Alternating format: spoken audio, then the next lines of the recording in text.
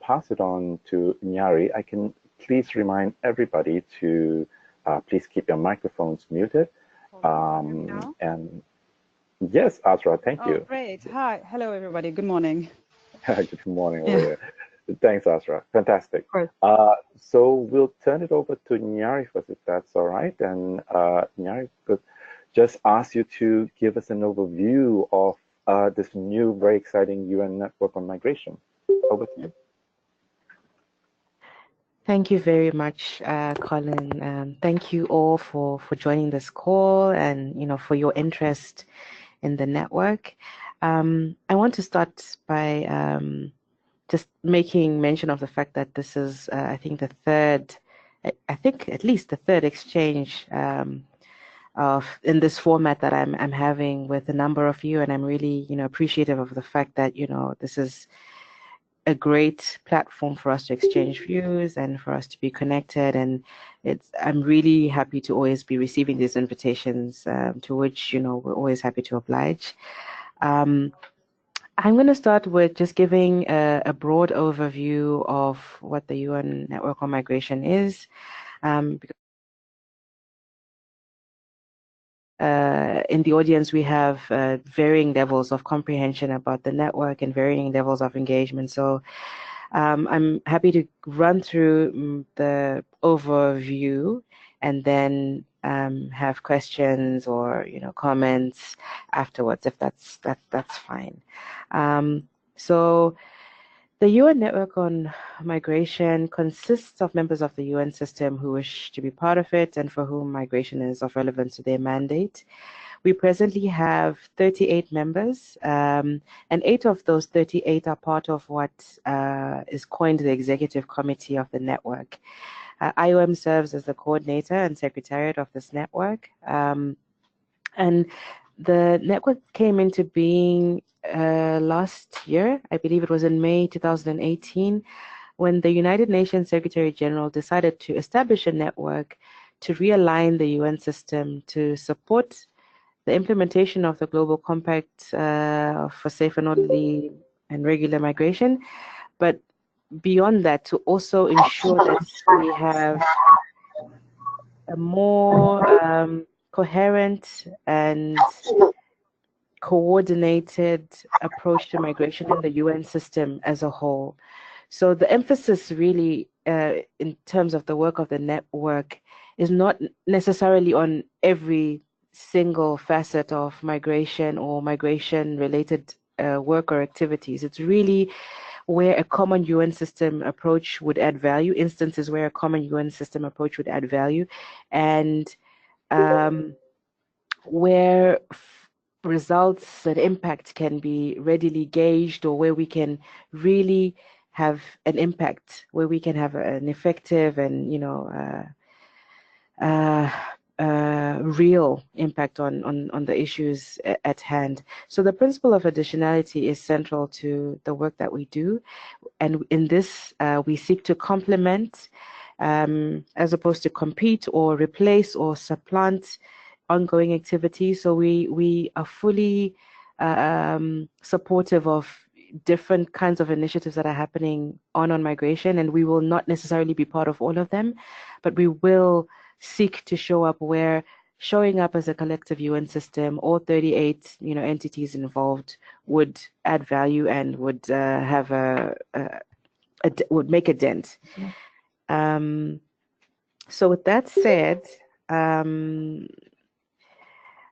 I wanted to just speak briefly about what some of the opportunities and challenges are in terms of the work that we're doing. And most of you, if not all of you, will be aware that it's a difficult time for migration globally on many different fronts.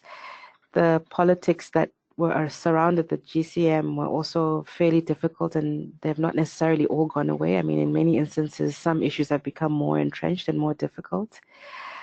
We are in a process of trying to establish ourselves and set ourselves up in this context. We are trying to overcome, the interagency coordination challenges, including silos and, the competition for resources, and finding space really for the network in the midst of other network coordination mechanisms.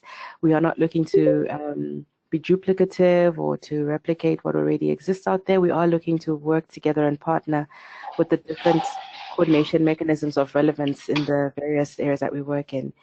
But in our favor, we have a really an engaged coordinator who is alive to the issues, who is passionate about, making the network stand up fully and have the impact that it seeks to have, as set out in its terms of reference. We have a super motivated secretariat, and I'm proud to be part of the secretariat. The head of the secretariat, Jonathan Prentice, unfortunately couldn't join us this afternoon, but we really care about what we're doing, and we hope that energy is translated into the work that we do. And of course, we welcome your support, your continued support in helping us to move forward with our mission. We have an opportunity also in the sense that a lot of our work, or the work that we are trying to put together, is in alignment with the UN reforms, which is looking to, the reforms are really looking to make the UN much more effective than it's been on a range of issues, and migration is just one front. We do have an opportunity in the sense that we have, a holistic 360-degree vision of the GCM and the different components that comprise it. There's still quite a bit of momentum for Marrakesh, and we are hoping to make use of that momentum in moving forward and making the case for the work that we are trying to set up. So with that said, I wanted to maybe address some of the key priorities for the network at the moment. Central to that, obviously, to enable us to do our work is, the issue of staffing. We have been working since the beginning of the year to try and get the relevant resource people we need to deliver on our work. We currently have 6 staff members in Geneva at the moment and 4 in New York. We are looking forward to receiving additional members to the team, and specifically of interest, I think, in this context, is we really want to have a dedicated civil society liaison officer who will help us improve the engagement that we are having with civil society and entrench some of the good practices that we've developed in the past few months.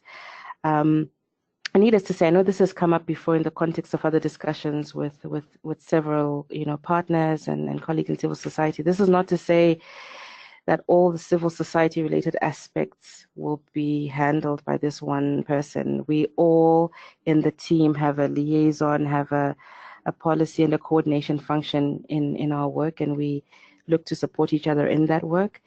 We would, however, be happy to have a strategic, dedicated resource person that can navigate the space better than many of us who might not necessarily have a strong background or understanding of the varying terrain that makes up civil society space at the moment.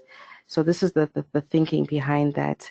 So that's one priority, staffing, and in that it would be remiss of me not to mention that geographic and gender balance, are obviously, of course, central considerations as we staff up. We have a vacancy notice for the civil society liaison post that's still out. It closes on the 31st of May. And, I would encourage all qualified, interested applicants to please put themselves forward. We are looking forward to receiving as, wide a range of applications, as broad and as deep, as we can get. So that's enough about staffing. The next priority that we have is really something that a number of you are interested in, and I see from some of the remarks that have already been made, the questions that have been submitted, that our work plan is something of interest, and this is a major topic of discussion for us as well. We had our last executive committee meeting was yesterday, and it really is a work in progress. And I think in speaking to colleagues about the kind of briefing points on this work plan to provide today in this context, I want to mention maybe 3 key aspects. The first is that our work plan has been developed organically. So we've consulted a range of partners, civil society included, and we are trying to develop a work plan that is connected, or at least that takes into account, to the extent possible, all the views that we have received. We are keen to demonstrate that we have read and listened to all of the views, and we have. So that's the first part, that it is an organic mix. It is, secondly, very much an iterative process, meaning that we intend to continue to have a work plan that is adapted to the needs of the network, that reflects the priorities that are being placed, and as well a list of the emerging and things that we're not able to accommodate in the first or take action on as priority issues in the first year or in the first biennium, that we continue to keep track of the different contributions that we receive over time, and that the work plan is meant to really be focused on time-bound specific tasks that are a mix of both process-orientated as well as substantive actions, and with a sense of urgency. I know there's going to be questions on this part of the of my presentation, and I'm more than happy to address the questions as they come. But essentially, this is the second element I wanted to highlight. And then the third element I wanted to mention about the work plan is that as a secretariat, our role is to ensure that the work plan that we have is, covers the 2 main issues that I mentioned. But in principle, the work plan needs to also have the different network members of, the different network members supporting it. So we are at the moment, as I said, we are working on it, but we want to be in a position to share a version of this work plan that enjoys the broad consensus of the entirety of the network, and to some extent, this is the reason why we've not been able to share something to date. But we are making good progress in terms of, having something ready, and we expect to have something ready pretty soon, if not in the next few days and in the next few weeks. So, and connected to that is our other priority that I wanted to flag, which is the standing up of the trust fund. And this is something that Azrah is going to speak to in some detail, but this is also incorporated into the work plan. And then the international migration review process, which Azrah will address. So briefly, I don't want to exceed my 20 minutes. This is the presentation that I had prepared for you. And I know there's certain pockets, of discussion that I want us to have, and that I've seen from some of the questions that Colin has flagged to us about how we engage, what are the opportunities. I'm happy to have those discussions, and I'm interested in hearing from you, and both in terms of your questions, your views, as well as your comments. Thank you very much. Thank you very much, Nyari. Much appreciated. Thank you. I know that's a lot to cover in something that's so vast and so new for many of us. Maybe I can ask the first question, if I may, and I think this is on the mind of many of us in civil society. What are the different points of engagement? I know you mentioned about the CSO liaison person, and we're very, very grateful and thankful that the network has taken up having a very key position in the Secretariat team for somebody like that. And we really look forward to having somebody come on and supporting that person as well from our side. But beyond that, I think many of us might be curious, what are the different points of engagement for civil society with the network? Certainly, it sounds like it's a network for UN agencies, but are there ways where civil society can participate in the work, the ongoing work of the network? Is there different other areas, especially not just in Geneva, but in regional points where are developing around implementation, where the network will be involved and supporting? Are there ways that we, as civil society, in all the different levels, can be working closely alongside with you? What are the opportunities for that, basically?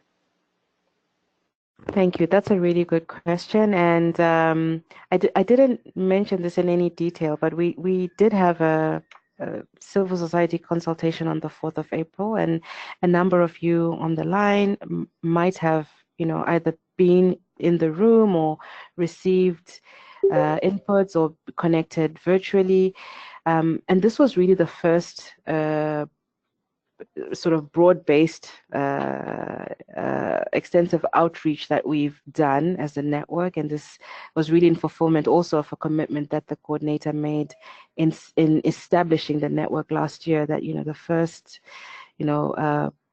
action would really be to consult with civil society and really solicit their views about what we should be doing. So the consultation is not meant to be a one-off. We are trying to develop a calendar of events that ensures that we do have these, face-to-face meetings, and we heard very clearly what was said in the first consultation about the need to ensure that it includes colleagues from the field. There was a modest representation of, regional and nationally based civil society representatives.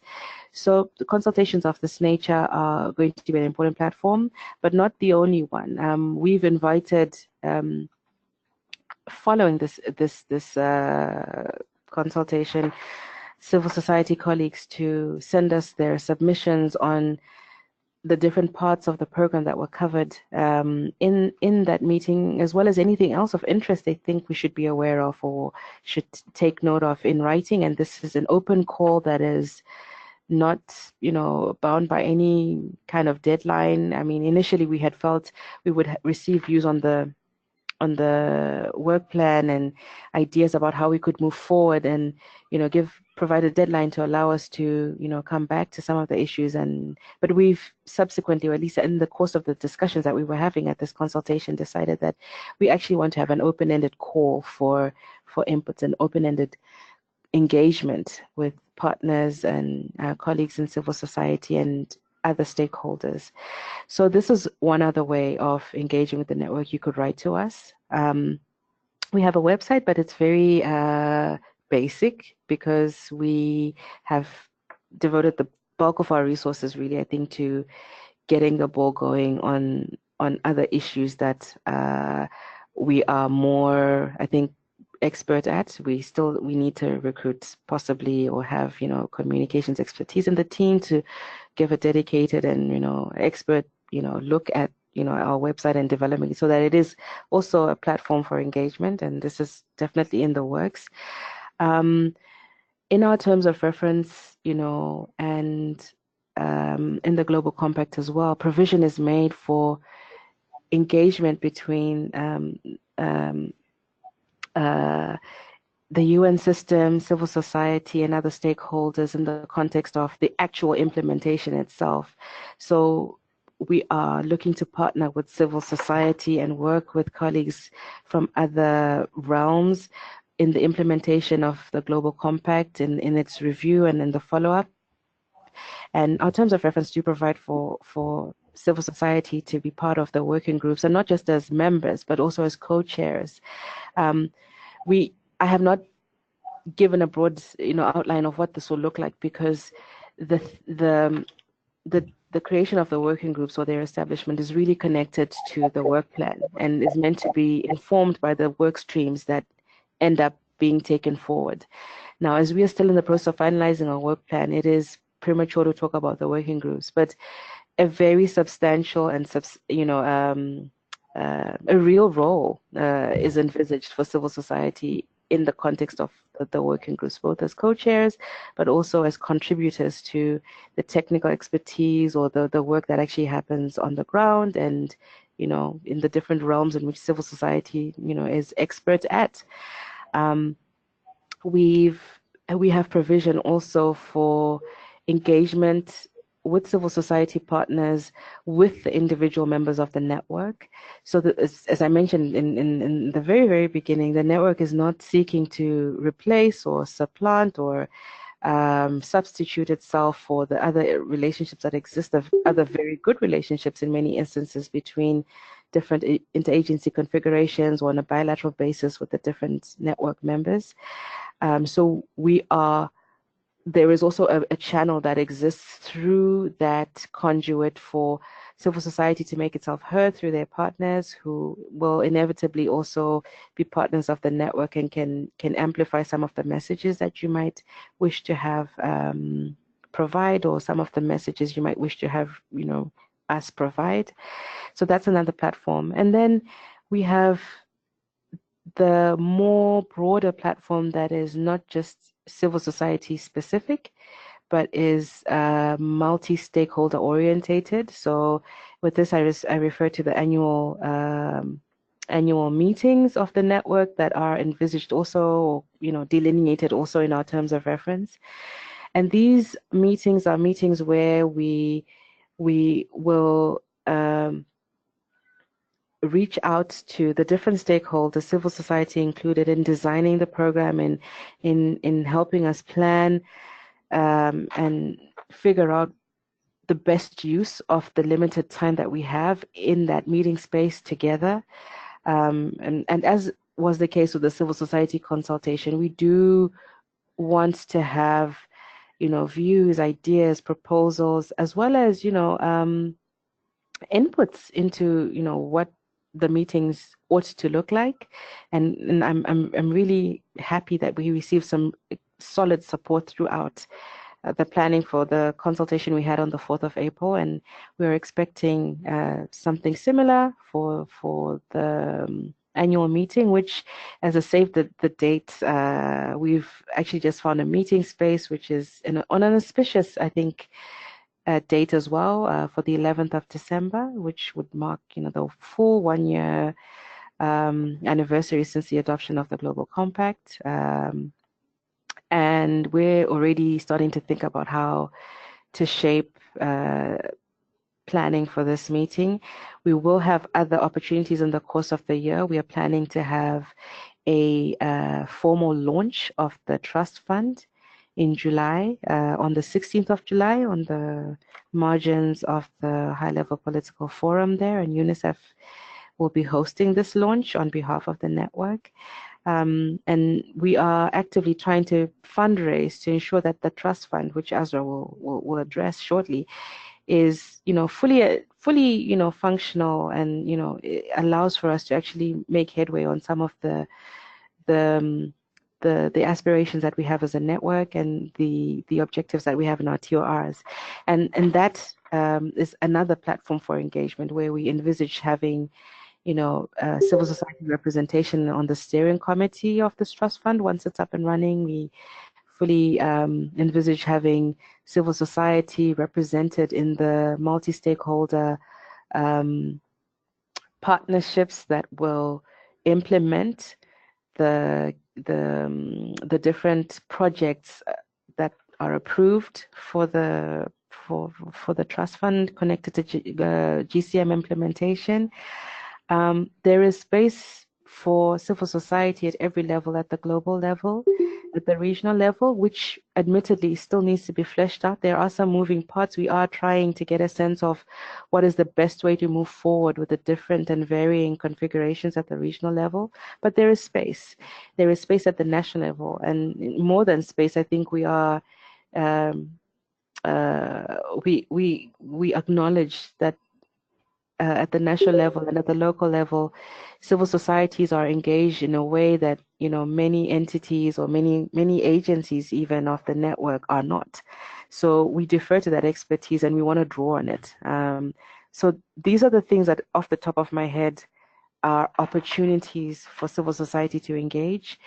we, of course, this is not a closed list, and if there's any that are on offer or any that I may have missed, I'm more than happy to take those into account and to make a note of them and include them in our living, I want to call them living platforms of engagement, because I think we should not be constrained to just the usual that we're used to. I think we need to, all of us, be thinking out of the box about how we can work better together. Thank you. Thank you so much, Nyari. That's really helpful, and I think very exciting to hear all the different points that we can, especially as coming up and things develop, engage. And I think we probably have the task on ourselves in terms of how we figure out different representatives to the different points that you mentioned, and whether the working groups or as the trust fund. We have a number of questions already, so we'll go ahead and go through them. And I think Bram is the first from Mixed Migration Center on a couple of questions. Bram, if I can call on you to ask the question. Sure. Sorry. Okay, I think I'm unmuted now. Thank you very much, Colin, and thanks a lot for this update so far. I had a few questions indeed. The first is related to the status of the work plan, on which you elaborated already a lot. But I was wondering if you can give us a sense of when a revised draft will be shared with civil society, what the process will look like. And then another thing, to pick on something you said, when you said it needs broad consensus among the entirety of the network members. Are you able to elaborate a bit more with this group on what currently the major points of contention are? Shall I ask my second question as well, Colin? Yeah, go ahead. Okay, thanks. Yeah, it's about the regional level and whether there are any concrete plans yet on how the UN Migration Network will engage at regional or national levels to go beyond Geneva and New York, for example, through working groups at regional and national level. Thank you. Thanks, Bram. And if I can piggyback on that last question, a question from Alan Sana in Manila, asking if the network will also be mirrored at the country level, so not just regional, but also country. So 3 questions back to you, Nyari. Great. Thank you very much, Don. I took a note of the questions, and I promised Colin when I agreed to participate that I'm going to be completely honest with you all and answer the questions that I know the answers to, and be clear about the ones that I do not know the answers to. And with this in mind, the status of the work plan, we had our meeting yesterday of, I think I want to call it our 4th meeting of the Network's Executive Committee, and significant progress was made in reviewing and rationalizing the very many different, sometimes different and sometimes similar, but from different perspectives, inputs we've received for this work plan. And we are close to a version that all members of the network are comfortable sharing. And like I said, I cannot give you a specific date. This is me being honest. I cannot give you a specific date, but we are close to having something that we are comfortable sharing out there. And again, even as I say this, I'm conscious that this work plan will not be static. It's not going to be something neat and concise that will be, let the bound, put away. It will constantly be changing. So this update is just an update that reflects the fact that the different members of the network have been thinking about the different views expressed over the course of the past few weeks and months, and are committing to a set of priorities that they are comfortable taking forward in their first iteration of the work plan. So I don't have a specific date, unfortunately, Don, but I can assure you that it's soon, in the next few weeks, for sure. Then on the major points of contention, I think this is a nice question, but one to which there are definitely no surprises. I think the biggest point of contention really has been the temptation to revert to siloization, to mandates driven specific, interests and pushing for those in the context of our work. I think this comes with interagency, into anything really. So we've really been encouraging, the membership to not abandon their respective mandates, but to look at the network as a place where they can transcend this and to truly work together across the different, mandates. And this is something, it's a cultural shift that needs to happen. And I am personally encouraged by the commitment that's demonstrated by the membership to moving forward, the urgency that they have on the issues. Yes, it's taken us a while to iron out some of the issues, and the work plan, the progress has not been as fast as some would like, but it is happening. And I think it is a work plan that will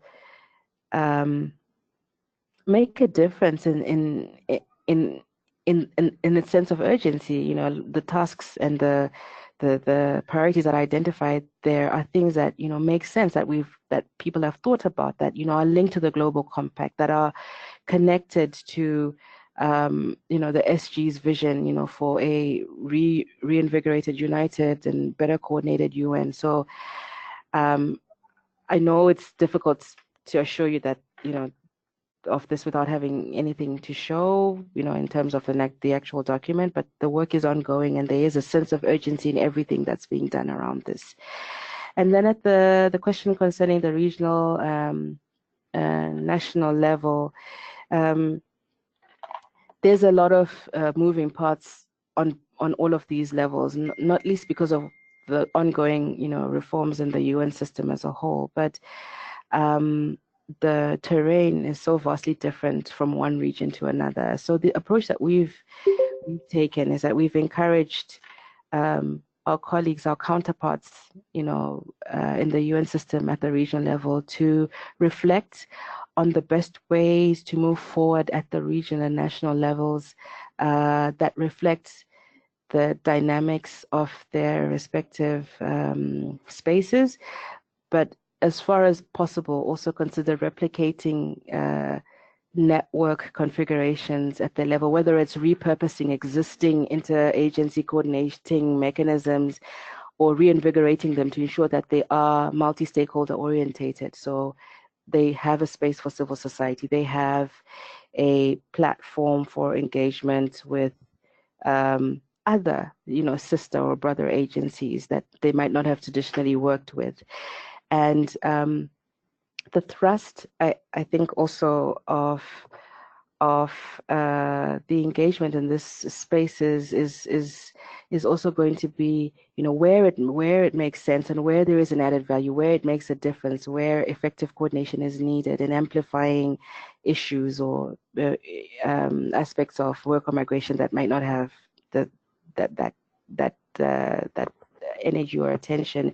And to this extent, the coordinator, the IOMDG, has sent out a letter to all resident coordinators of UN country teams for work on the national level through the UN Deputy Secretary General, informing them, of the existence of the network, but inviting them to reflect in their country teams, how they can take forward the work of the network, and encouraging them also to think about, even as the trust fund is being set up, initiatives that can bolster the work on GCM implementation, review, and follow up on the basis of the existence of the network on similar structures that are decentralized at the regional and national level. Thank you.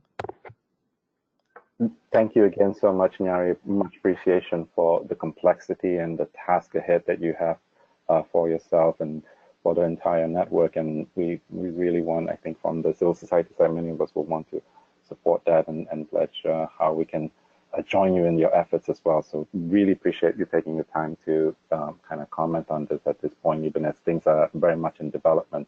Very, very helpful. And kind of going through the questions, we noted a question about consensus, and I think, Nyari, you've already answered that in terms of the executive committee and the process that you have internally for the network and what's also being stood up and coming about. We also note a couple of questions related to the MADE project, which we'll take offline, if that's okay, not directly related to the network. And I think that would be the bulk of it. Arula has a question on other agencies at the regional level. So Arula can call on you to pose your question. And before we turn to, then I think we'll take that as the last question before we turn over to Azrah. Yes, thanks, Colin. No, just in follow-up to what Nyari was saying about the regional level. So my question is, has the network already reached out to the different UN agencies to sit together? Because we've had some conversations a few months ago with a few UN agencies, and we realized that this has not happened. So I think maybe the network can play a role in bringing them together at the regional level, and I think that can, you know, trigger some proposals on how to take this forward. Thank you, Rula, and good to hear from you.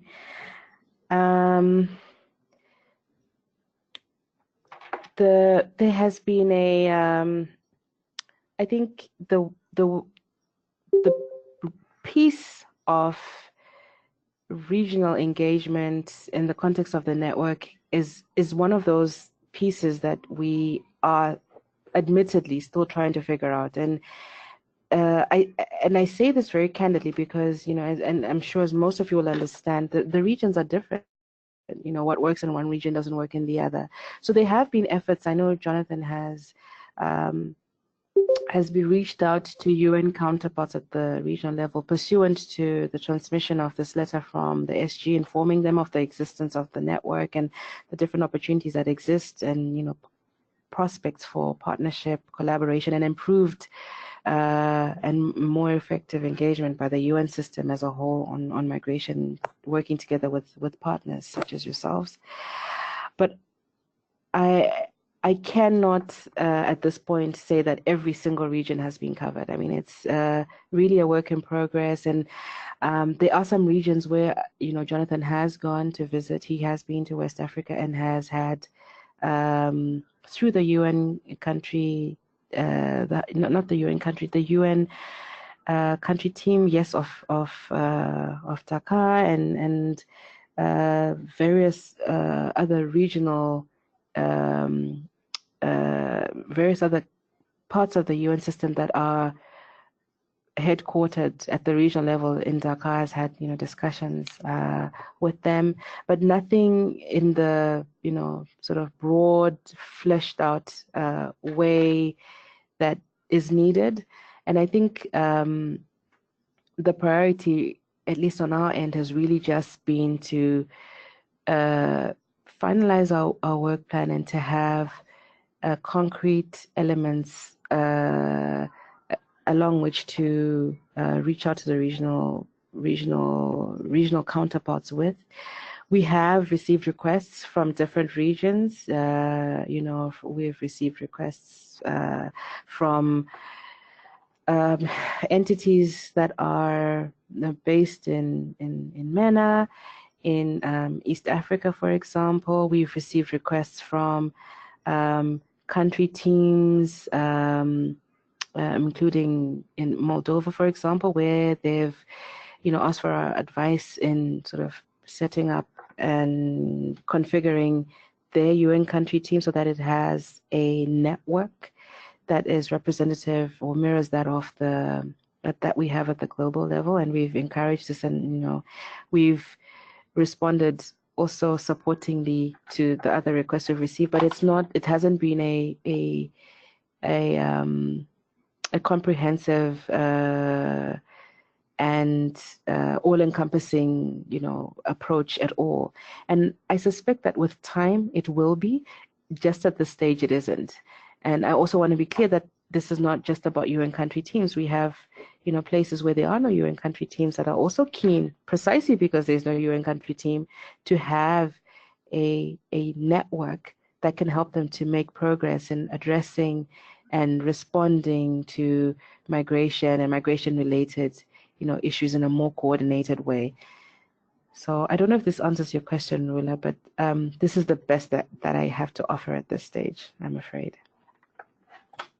Yeah, I much appreciate it, Nyari. And if I can also add to that, that many civil society networks operate in the region and work closely with either regional or country teams or regional bodies in many ways. So kind of support that we can provide as well as kind of reach out and say, offer our services and our partnership as well in that respect. I think noting the time, we just want to move on to the next piece of the presentation, but just to point out something that I typed in the chat box earlier. Nyari referred to the place where you can email in inputs and any further questions or comments, and especially inputs towards the working plan. So I just want to highlight that again. It's UNMIG-NET, so UNMIG-NET @IOM.int. It's there in the chat box. So please feel free to go ahead and send your inputs and further questions to the Migration Network.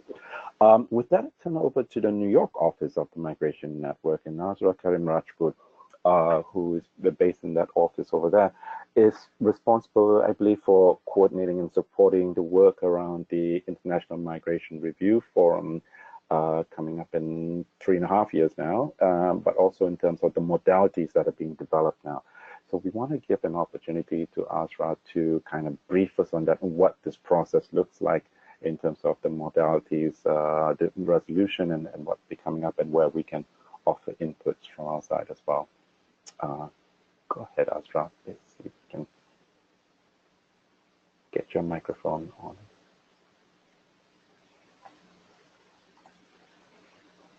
Oh, now I'm unmuted. Can you hear me? Yes, go ahead. Fantastic. Excellent. Good morning, everybody. Thank you very much, Colin, for the introduction, and thank you, Nyari, for doing such a great job in explaining what we've all been working on.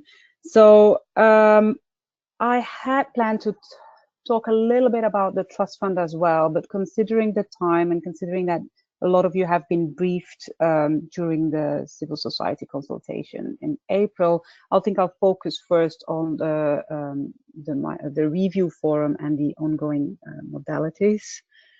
So the President of the General Assembly has appointed the co-facilitators, or this is the permanent representative of Spain and the permanent representative of Bangladesh in New York, to guide a process to decide on the modalities of the International Migration Review Forum that will take place every 4 years, and that will offer a space to discuss the progress that member states have made in the implementation of the Global Compact. As you probably all know, this is something that has been called for in the Global Compact. It's in the Global Compact itself. So what exactly is their task? They have to guide member states so they could agree on issues such as, for example, the length of the IMRF, when exactly in the year it will take place, how whatever review is done at the national and regional level will feed into this global forum, and what kind of panels there will be, and also what kind of how civil society will be part of this forum. So right now, the co-facilitators, they started off by several rounds of consultations. There's been 4 so far with member states and 3 with civil society, all of those in New York. And they've always provided some guiding questions to member states, although member states just sort of gave their general input into as to how they see that the IMRF should be organized. They also organized very specific consultations with city representatives. This was organized, I think, last week. And the co-facilitators also plan to go to Geneva to consult and hear the views from Geneva-based civil society. This will happen on the 28th, 29th of this month, so next week. I think everybody of you have received an invitation. It will take place at the ILO premises, and it's sort of linked to the GFMD that's going on. So we hope that there's going to be a lot of interest. I think it's a good opportunity for everybody to, who's not New York based, to speak with the co-facilitators. Now, what's very interesting to at this point is the last member states consultation that took place yesterday, and those co-facilitators for the first time sort of spoke to member states and expressed what they thought had to go into the zero draft. So far, you know, there hasn't been an elements paper, there hasn't been a zero draft, so it's just been very open-ended consultations. But so that changed a little bit yesterday. That was, I think, a bit of a testing of the waters, if I may say. And I think I'd like to just summarize for everybody what the co-facilitators told member states there as to how they see the zero draft of the modalities resolution. So they first started off by, you know, some generic principles that are already in the GCM. They repeated those. So they felt that, you know, the IMRF should never be an attempt or a possibility to reopen the Global Compact for migration. They also said that the chapeau of paragraph 49 of the GCM should be sort of the guiding of the process and defining what the IMRF look like. That means like it's a global platform to review the GCM. So these are very generic elements that they raised. They also said that the IMRF should be inclusive. It should follow a whole of society approach, consider very different voices. They want it to be interactive and innovative in format.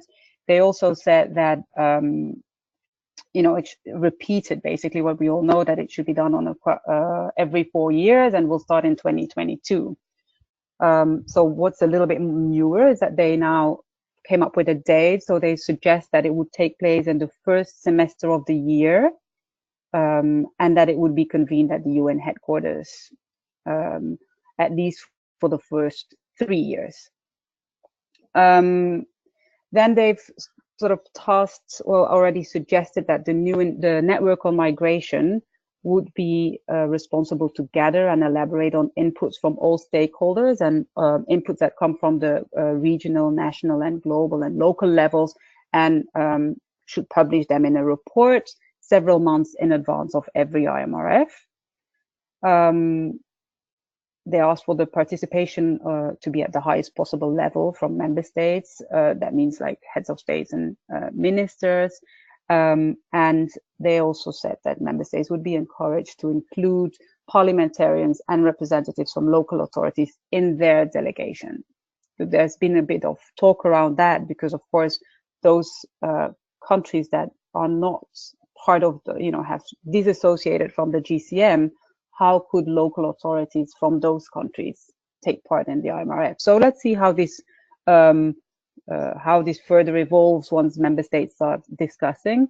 As to stakeholders, so relevant stakeholders, UN agencies are also invited, and NGOs and other stakeholders without ECOSOC accreditation should be allowed, according to the co-facilitators, to participate on a non-objection basis. So this is the first sort of indication that they've given, and in all of this there will be given geographical and gender balance, they said. So then this is more on the sort of the overall framework and their views. They also spoke a little bit more about how actually they think that the forum should be organized. There would be a plenary session and parallel roundtables, and the roundtables would be organized during the first 2 days. So they also had said that the global forum, that the IMRF would take 3 days. That's their indication right now. And then the first 2 days you would have the plenary session and parallel roundtables. These roundtables would review the implementation of the GCM at global, national, local level and respect all 23 objectives. And in the roundtables, you would ideally have representatives from the regional and local level. I'm just going through my notes because this just took place yesterday and I'm still digesting a lot of it myself. They also want all these roundtables to result in summaries, and those summaries would then be presented on the third day of the forum, and there would be a discussion in the afternoon. Now,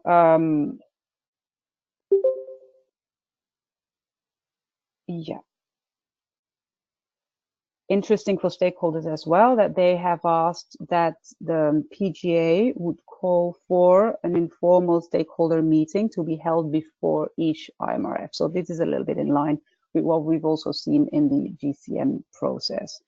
Now, then it became a little bit more blurry. Then they started, and there was quite a bit of pushback on that point from member states in the room. Then they started to outline their view on how the progress declaration that's also called for in the GCM should capture the major takeaways from the IMRF, and the negotiation on it would start after the IMRF. So, and the adoption, that's what they said first, the adoption of that, negotiated progress declaration that's made based on what was discussed during the IMRF would be done in the during the HLPF. So that immediately sort of got a lot of pushback, especially because the HLPF is an ECOSOC-based forum mostly, and so the co-facilitators have already said that they would review this, and for us as the network, who we support this process, they've already approached us now and asked us for some suggestions on what has happened, other fora, how it has happened, and what could be a good model for this. Then they finally also shared a calendar on how they will proceed now, from now on. As you know, as I explained before, they've just done rounds of consultations, but now the negotiations have to start. They will release a zero draft soon after their visit to Geneva. And then there'll be another 3 negotiations, member state negotiations. There will be one on the 11th of June, one on the 20th of June, and one on the 26th of June, all in New York. And the co-facilitators think that that will be sufficient to finalize the text and then have it adopted. So now that's another point where member states sort of pushed back a little bit, because there's general sense in the room was that they would need some more time. On civil society's opportunities, I cannot, we don't have anything fixed. I can only tell you that from the network side, we have asked the co-facilitators to ensure that there would be another opportunity apart from Geneva for stakeholders, non-governmental stakeholders, to interact with the co-facilitators, ideally just before or after one of the member states negotiations.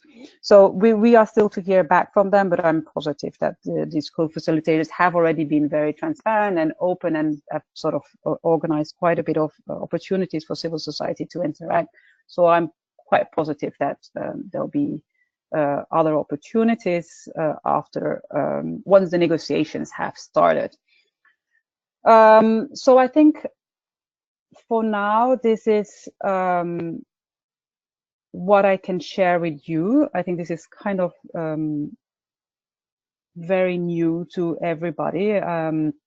We have, maybe I'll just elaborate a little bit on the role that we play as even though Colin touched upon that, we as the UN network for now have been asked to service those negotiations. So we help the co-facilitators if they request us anything on the substantive side. At the same time, we liaise with DGACM to make sure that the rooms are booked, and it's and the traditional support that the UN Secretariat provides, we now provide, and it's basically IOM and DESA that do this on behalf of the whole network. So we're sort of the interface with the co-facilitators, but of course we'll consult with all UN network members on substantive issues. And I think going forward, now that we're moving into the more substantive part where we will soon have a zero draft, this consultation will become a little bit more important. So I'll leave it at this for now. If you have any questions, please feel free to shoot. If you would like me to speak a little bit more about the trust fund, that's also fine. So please let me know. Thank you so much, Azrah. Yeah, indeed, this is really great information and coming fresh from yesterday's informal round of consultations. Much appreciation. There one quick follow-up question. You mentioned that the PJ will call for an informal stakeholder meeting before the 2022 IMRF. Is there any indication on when that will happen? Would that follow the HLD, the high-level dialogue model of being a few months before the lead up into the high-level dialogue, or would it be something more along the lines of the GFMD model, the Global Forum on Migration Development model, where we'd have it the day before, 2 days before the full GFMD sort of thing? So is it going to be attached to it, or would it be a few months before so that reports can be prepared and presented during the IMRF? Any indication so far? No, there's no indication. We were also, this was all very new to us as well. So there's no indication. There was also no questions from member states afterwards. So I think you will have the opportunity to ask that question directly to the co-facilitators in Geneva, ideally with a suggestion as to what you think is the best. This is also, it's important to say that this is also just what the co-facilitators have said that are their views. I mean, there's going to be quite a bit of back and forth with between member states now, and this hasn't, this isn't sort of set in stone yet. But yeah, no, to answer your question, no indication yet. Very good, thanks. Yeah, I appreciate that. It's very fresh so far. So perhaps, yes, I think we might be able to have some time to touch on the trust fund. I think there's a lot of interest about this and curiosity perhaps about what it is and when it's getting going. Maybe some of us might even have questions about how we might be able to tap into the trust fund, but I will let you kind of brief us on that a little bit. All right. Let me just take another note. So the trust fund. So you probably all know by now that the trust fund has been established during the principals meeting on the 8th of May. So all the principals signed an agreement with the administrative agents of the trust fund, that is the MPTF office that is housed in UNDP. And we now actually have a trust fund, which is very exciting because it's been one of there's been a lot of work that the Secretariat and the MPTF office, put into putting this in place. So the trust fund is one of the 3 elements of the capacity building mechanism that's called for in the Global Compact for Migration. So together with the Connection Hub and the Knowledge Platform, and we'll also make sure that those 3 elements are integrated into a coherent capacity building mechanism. The fund, the design of the fund, is based on what we've learned from a lot of other UN pooled funding mechanisms. And as I said, we work very closely with the UN Multi-Partner Trust Fund Office to design this fund. The UN Trust Fund Office will also serve as the fund's administrative agents, and it has been, as you know, the fund has been designed, in close consultation also with key donors, UN agencies, and stakeholders over the past several months. The fund will mainly operate as a classic country-based pool fund. That means that it's country-driven by demand. We've also set it up that it requires the endorsement of from the RC and the government, and that projects should be developed compulsory in consultation with stakeholders.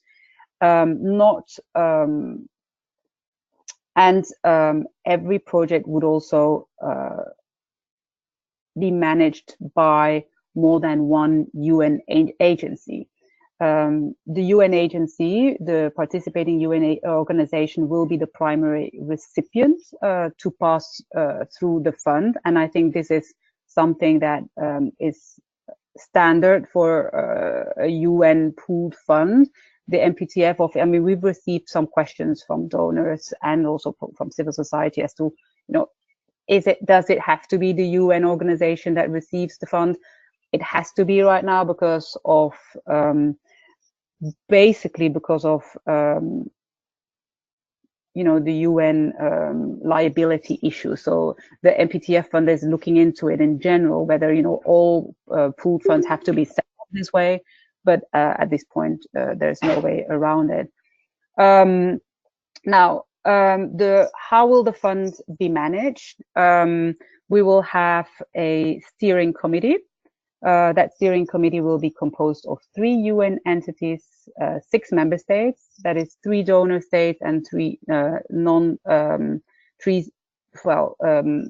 3 states from countries of origin, transit and destination, and then we'll have 3 other stakeholders. All of the participation will be rotating, but on a staggered basis, and we'll also have the chair of the network, the coordinator of the network so that's the DG of IOM that will serve as the chair of the steering committee. The steering committee will be serviced by a small fund management unit that will be embedded in the secretariat of the network. Now we have also, and a lot of you would have already read, I think, some of the excellent documents that were prepared with frequently asked questions on the fund. But we have set up a programmatic framework for us to better manage the fund, and that is sort of divided. We've created basically 5 thematic areas under which we have clustered the 23 objectives of the GCM. I say this is a programmatic framework because this will allow us to better monitor and track projects. This will make it more comprehensive, because if you would have 23 different streams and thematic areas as the 23 objectives, it will become very difficult to, from a programmatic perspective, to work with this fund. So we have these 5 thematic areas. I can quickly go through them. So that thematic area one is promoting fact-based and data-driven migration discourse. The area 2 is protecting human rights, safety, and well-being of migrants. The third one is addressing irregular migration, including through managing borders and combating transnational crime. The fourth one is facilitating regular migration, decent work, and enhancing the positive development aspects of human mobility. And the last one is improving the social inclusion and integration of migrants. We have received some feedback from civil society and donors on those clusters that was very valid, but at this point it is a programmatic tool. It's not a negotiated perfect clustering of the objectives, and it will allow us to do our work in a more coherent way. It will also allow us to make sure that all 23 objectives of the fund are covered. So we have kept the clustering as it was, and ultimately over time, if the steering committee wishes to do so, there can always be changes. This clustering is also something that will allow for donors to provide some kind of earmarking in their funding. This is, again, how it's often done for these pooled funds. We have to be realistic that donors like to earmark their funding somehow, even though we are, of course, encouraging them to provide us with unearmarked contributions. The clustering will also be the basis for our result-based framework that we will now start working on, and it's a more detailed framework that will allow us to monitor all the projects. At the same time, this will all be reflected when we report in the biannual report of the Secretariat on the work of the Trust Fund, and this has been called for in the GCM.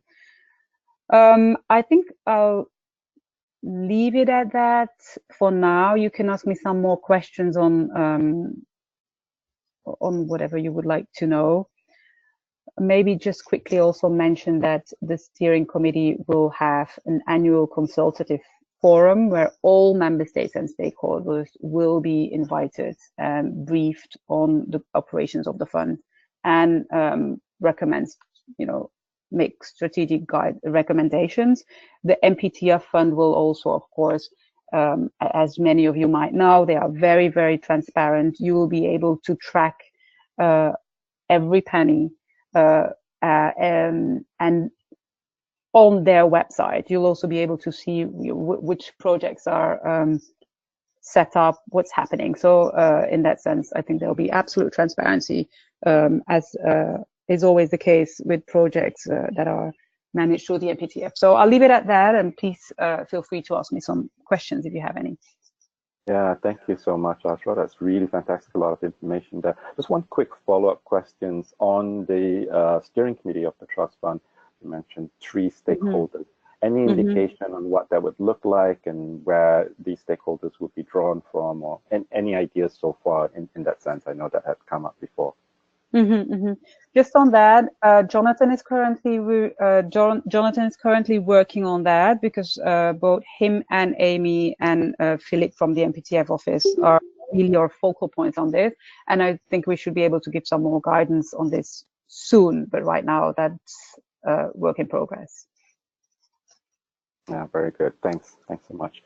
So if there are any questions for Azrah on either IMRF or on the MPTF, the International Migration Review Forum, that's a lot of acronyms, the International Migration Review Forum, or the Multi-Partner Trust Fund, please go ahead and type them in there. A question for Catherine on the IMRF. Catherine, go ahead if you want to pose your question. Unmute your microphone. Yeah, it was just in relation to, you made a note about the IMRF content, that roundtables would be a part of that, and I wondered if they mentioned how those would be organized in terms of topic, because as was mentioned, we're aiming for non-siloed approaches. So are these planned to be topics similar to what you described in MAID's thematic clusters and topics that encourage cross-sector input? Or, I just get concerned that it might be broken down into things like WASH, education, instead of cross-sector ideas like data, fact-based data, and human rights, things like that. So thanks. Thank you very much. That's actually a really, really good question, and it's a question that the co-facilitators have tried to answer by saying that the report that the Secretary General report, so basically the report that the network would prepare based on all the inputs that they have received from the field and from various processes, that report would give a recommendation on the organization of the roundtables. So we are still to see how member states will react to this proposal. It's usually something that governments themselves want to control or decide on, what they will be talking about and how these roundtables will be, what the themes of the roundtables will be. The only guidance that the co-facilitators gave so far is that whatever the themes are, we all have to be very conscious of the fact that it needs to be a 360-degree review, so that all 23 objectives of the GCM need to be touched upon. So, but their view was very much like, it's very difficult to at this time already decide what we will want to talk about in 4 years' time, let's say in 8 years' time or 12 years' time. And therefore, the network would be, according to them, better placed to advise ahead of each session based on sort of the current and the politics. So let's see how member states react to this. But I can say that this is not traditionally a role that is given to the UN. So we'll wait feedback from them. We'll wait for feedback from member states. But very good question, yeah. Yeah, thanks. Any other questions? I know that question from Alan, which maybe goes either to Azrah or Nyari. Hope Nyari is still with us, about GCM consultations by member states, and if there's any interest or so and so far by member states. Alan, if you can unmute yourself and you can pose your question directly. Okay, thank you, Colin. I was just wondering if Azrah may have a sense of the responses of the member states after the adoption of the GCM, whether they're already preparing to adopt a national action plan. How many states have undergone that process?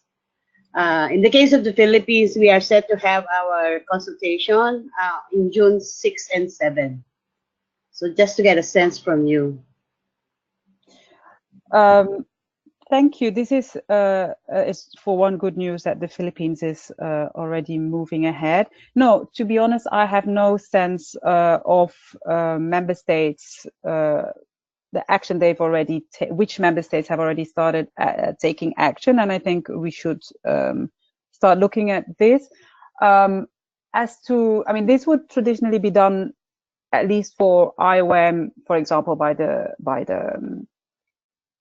regional office, by the country offices, and we can look into this and maybe at some next session give you a better idea of how far member states are progressing or start thinking about the implementation. I think at this stage anything would just be very preliminary, but that's something we'll look into. Yeah, thanks, Azrah. Anybody else with any other further questions about Azrah, especially for IMRF and NPTF, or to Nyari about the UN network? Hearing none, I think we might then close this. Again, with a huge thanks to Nyari and Azrah for taking the time and presenting quite a thorough briefing on all of these things. I'm sure there's many other questions and a lot of more to come back on, but we will kind of put a pin in this for now, and we'll keep following up. And we appreciate the Network Secretary, both in Geneva and New York, for your willingness to come and brief us on this. I just want to mention, Azrah, you did say that also with IMRF, the inputs are also being taken by email, and I believe that's the that's the Migration Network in New York's email, if I'm correct. You are correct. You are correct. So it's the UN MIG from migration, MIG, NY at iom.int. Yeah, and we've just posted that in the chat. Okay. box. Oh, perfect. So yeah, so it's just to make a note of that for IMRF related inputs. Please send them to this email. It's a slightly different email. I know sometimes people get confused with the Secretariat email, but anything related to the UN Network work plan and other things related to the network directly to the other email we posted earlier. Just want to clarify and make sure that's clear for everybody. We have, as we mentioned earlier, we have recorded this session, and we'll be putting it up on our website. Please feel free, if you miss anything, you can always come back to the recording. If others who have missed it, you can also ask them to come back to the recording and just review the whole thing.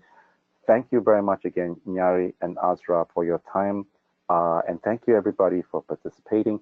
Please let us know if there's any other things you'd like to hear about in terms of follow-up, either from the UN network, either on IMRF, or any other matters related to global migration governance and the Global Compact on Migration's implementation.